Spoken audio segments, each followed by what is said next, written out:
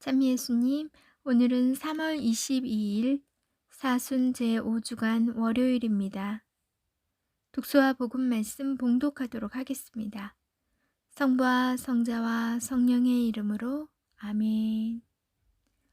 제1 독서입니다. 다니엘 예언서의 말씀입니다.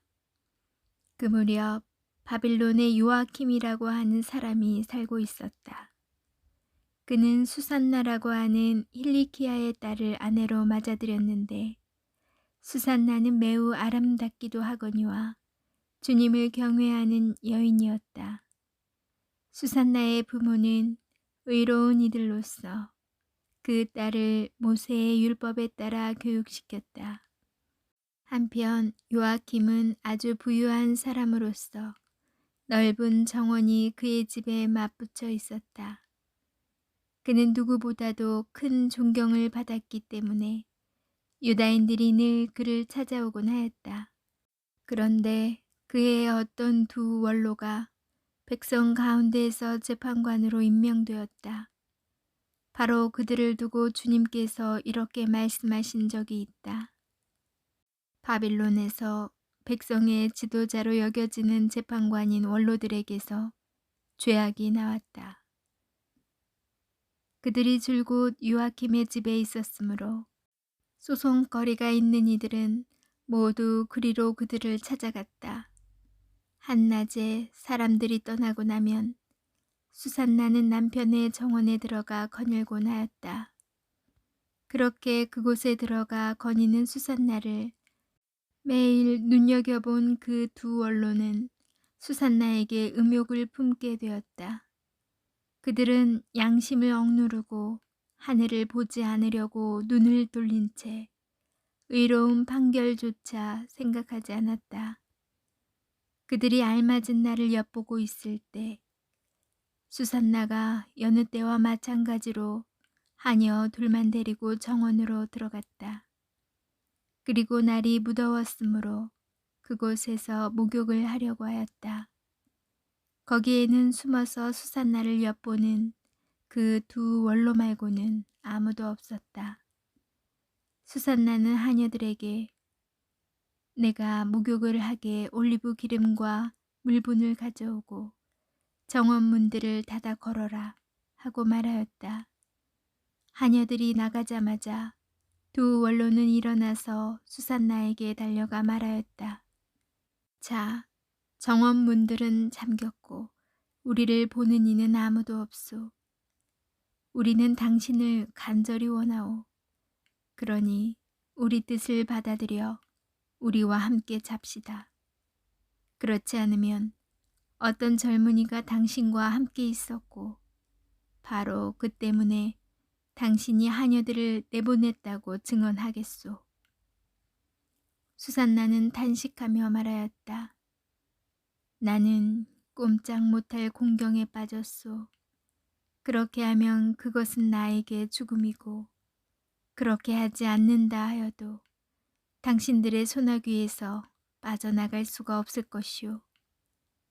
주님 앞에 죄를 짓느니 차라리 그렇게 하지 않고 당신들의 소나귀에 걸려드는 편이 더 낫소. 그러고 나서 수산나는 크게 소리를 질렀다. 그 두 원로도 수산나를 향하여 소리를 지르더니 그 가운데 하나가 달려가서 정원 문들을 열어젖혔다. 집에 있던 사람들이 정원에서 나는 고함 소리를 듣고 연문으로 뛰어들어가 수산나에게 일어난 일을 보았다. 원로들이 저희 쪽에 이야기를 하자 하인들은 매우 수치스럽게 생각하였다. 수산나를 두고 누가 그와 같은 말을 한 적이 한 번도 없었기 때문이다. 다음 날 수산나의 남편 요아킴의 집으로 백성이 모여들어 그 두 원로는 수산나를 죽이겠다는 악한 생각을 가득 품고서 그리로 갔다. 그들이 백성 앞에서 말하였다. 사람을 보내어 요아킴의 아내 힐키야의 딸 수산나를 데려오게 하시오. 그러자 백성이 사람을 보냈다. 수산나는 부모와 자녀들과 모든 친척과 함께 나왔다. 그러자 수산나 곁에 있던 이들과 그를 보는 이들이 모두 울었다. 그 두 원로는 일어나 백성 한가운데에서 수산나의 머리에 자기들의 손을 얹었다. 수산나는 눈물이 가득한 채 하늘을 우러러 보았다.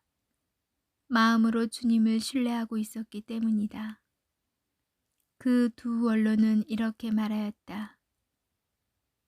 우리가 단둘이서 정원을 거닐고 있을 때 이 여자가 여종 둘을 데리고 정원으로 들어가더니 정원 문들을 닫아 걸고서는 여종들을 내보냈소. 그때 숨어있던 젊은이 하나가 이 여자에게 가더니 함께 누웠소. 정원 구석에 있던 우리는 그 죄악이 벌어지는 것을 보고서 그들에게 달려갔소. 그리고 둘이서 정을 통하는 것을 보기는 하였지만 그자가 우리보다 힘이 세어 붙잡을 수는 없었소. 그래서 그자는 문을 열고 달아나 버렸소. 그 대신 이 여자를 붙들고 그 젊은이가 누구냐고 물었지만 이 여자는 그것을 우리에게 알려주려고 하지 않았소. 이것이 우리의 증언이요. 그들이 백성의 원로이며 재판관이었기 때문에 회중은 그들을 믿고 수산나에게 사형을 선고하였다. 그때 수산나가 크게 소리 지르며 말하였다. 아, 영원하신 하느님, 당신께서는 감추어진 것을 아시고 무슨 일이든 일어나기 전에 미리 다 아십니다. 또한 당신께서는 이 자들이 저에 관하여 거짓된 증언을 하였음도 알고 계십니다. 이 자들이 저를 해치려고 악의로 꾸며낸 것들을 하나도 하지 않았는데 저는 이제 죽게 되었습니다. 주님께서 수산나의 목소리를 들으셨다. 그리하여 사람들이 수산나를 처형하려고 끌고 갈 때 하느님께서는 다니엘이라고 하는 아주 젊은 사람 안에 있는 거룩한 영을 깨우셨다. 그러자 다니엘이 나는 이 여인의 죽음에 책임이 없습니다 하고 큰 소리로 외쳤다. 온 백성이 그에게 돌아서서 그대가 한 말은 무슨 소리요? 하고 물었다. 다니엘은 그들 한가운데에 서서 말하였다. 이스라엘 자손 여러분, 여러분은 어찌 그토록 어리석습니까?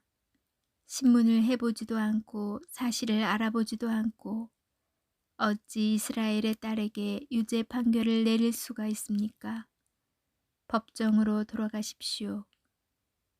이 자들은 수산나에 관하여 거짓 증언을 하였습니다. 온 백성은 서둘러 돌아갔다. 그러자 다른 원로들이 그에게 말하였다. 자, 하느님께서 그대에게 원로 지위를 주셨으니 우리 가운데 앉아서 설명해보게. 다니엘이 저들을 서로 멀리 떼어 놓으십시오. 제가 신문을 하겠습니다. 하고 말하였다. 사람들이 그들을 따로 떼어 놓자 다니엘이 그들 한가운데 한 사람을 불러 말하였다. 악한 세월 속에 나이만 먹은 당신, 이제 지난날에 저지른 당신의 죄들이 드러났소. 주님께서 죄 없는 이와 의로운 이를 죽여서는 안 된다고 말씀하셨는데도 당신은 죄 없는 이들에게 유죄 판결을 내리고 죄 있는 자들을 놓아주어 불의한 재판을 하였소. 자, 당신이 참으로 이 여인을 보았다면 그들이 어느 나무 아래에서 관계하는 것을 보았는지 말해보시오. 그자가 유황나무 아래요 하고 대답하였다. 그러자 다니엘이 말하였다. 진정 당신은 자기 머리를 내놓고 거짓말을 하였소. 하느님의 천사가 이미 하느님에게서 판결을 받아왔소. 그리고 이제 당신을 둘로 베어버릴 것이오.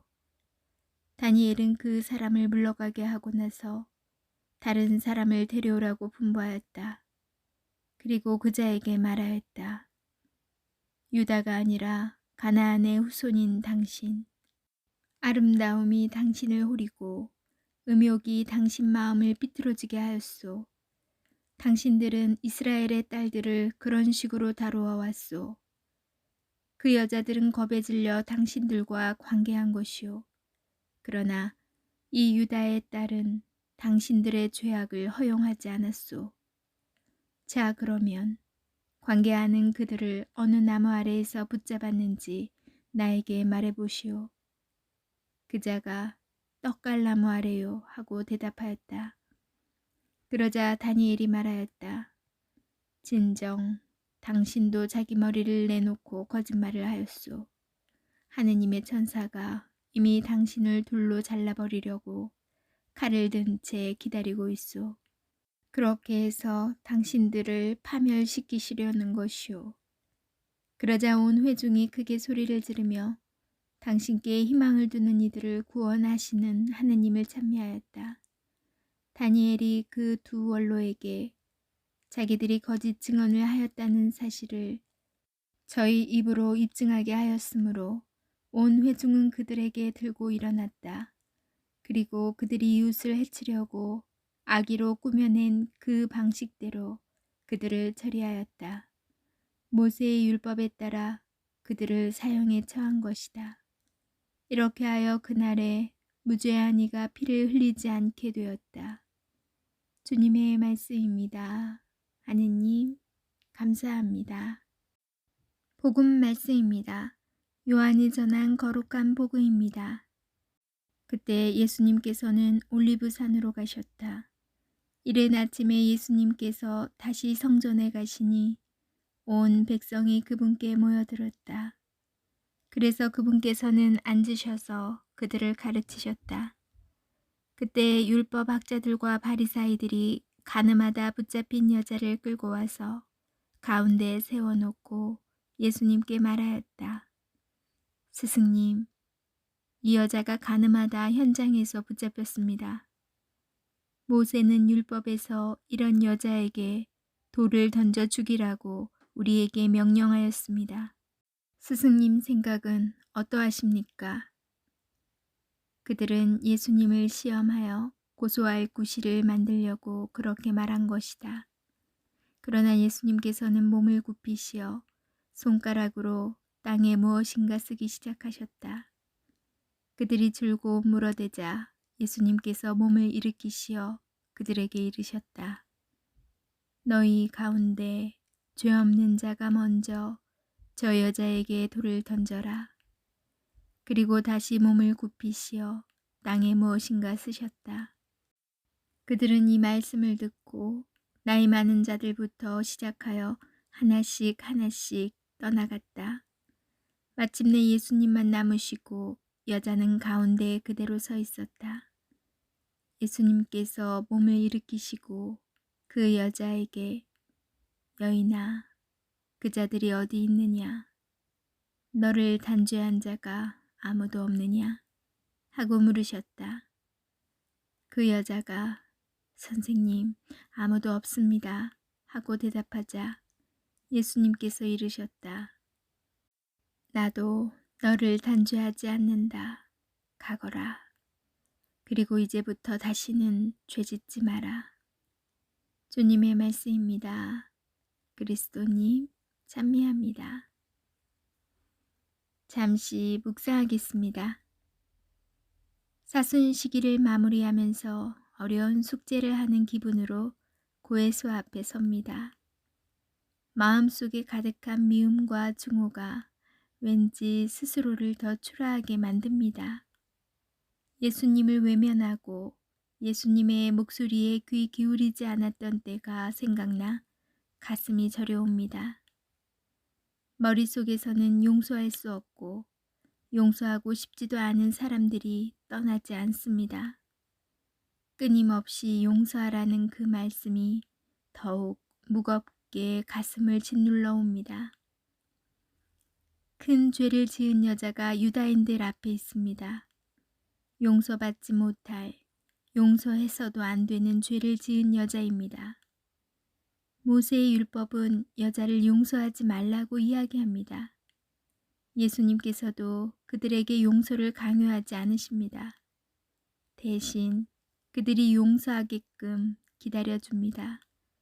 용서를 위하여 먼저 자신을 바라보라고 이야기하십니다. 자신의 모습을 둘러볼 시간을 주십니다. 다른 사람이 저지른 99개의 죄만 바라본다면 용서의 마음은 결코 생기지 않습니다. 눈을 돌려 자신이 지은 작은 죄 하나라도 제대로 바라볼 수 있을 때 비로소 용서는 시작됩니다. 그 누구도 죄를 짓지 않고 살아갈 수는 없습니다.